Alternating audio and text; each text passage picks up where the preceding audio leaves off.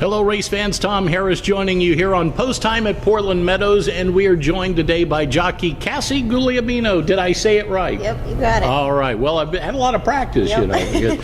You've been out there in the winner's circle many times. Last year's leading pilot in the thoroughbred standings here at Portland Meadows, and a big win yesterday in the Holiday Handicap with Quattro Dude on the inside. How about that? Yeah, that was a fun one. He really ran good for me yesterday. He did.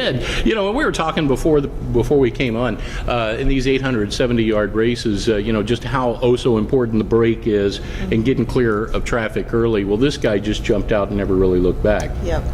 Yeah, and he got a little pressure down there for a minute right there on the rail, and he did really good staying in there, and yeah, it's been a long time coming on that horse. Well, he'd been knocking at the door. He was a good runner-up last couple of times you were with him. You're the regular rider for the horse. So you know him quite well. And your husband, significant other, Jake Samuels, was on it was an exacta. It was a husband-wife exacta, eyes moving. The 10-year-old come rallying late.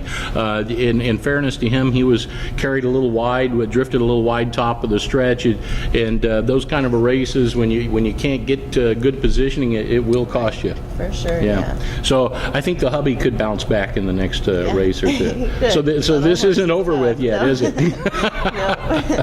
So now because I was jazzing you a little bit earlier. So when you go home at the end of the day, do you call Jake out? Do you trash talk him a little bit?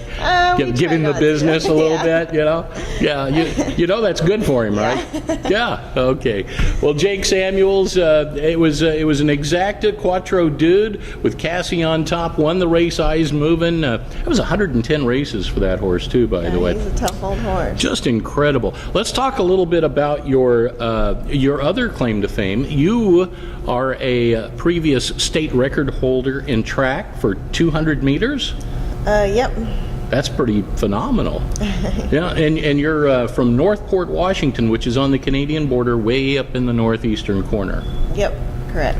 So tell us a little bit about the track career. You would run what distances? I ran the 100, 200, and 400. Do you still run? Do you still jog? I still run, yeah. Yeah, do you? And how did it transition for you from track, because one realm of athleticism into race riding? How was that transition for you? Well, it helped being fit to start with. I bet. And athletic, but it doesn't being fit to run and fit to ride horses is a whole different... Two different deals, it's two not different the same worlds. thing at all, so...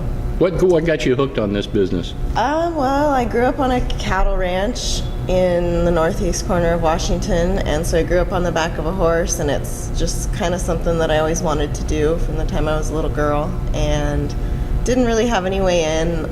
Just grew up on ranch horses, and my dad had a friend that had a few race horses that just run up at like the Republic Fair and Waterville and Okanagan and Canadian bushes, and so I started galloping for him. And so race riding's been kind of a second nature. Well, riding has been a second nature for you your whole life. Yep.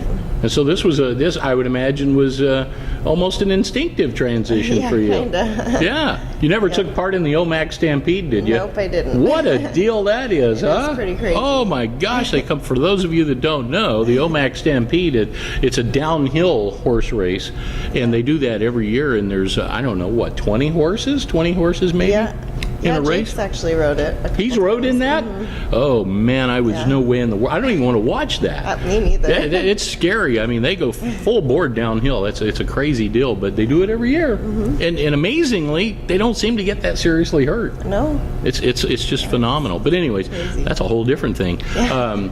But you had a very successful high school career there in Northport in track and field, and carried over to race riding, and you've been doing this only for a couple of years now. Yeah, this is my 4th year here in Portland. Okay. Yep.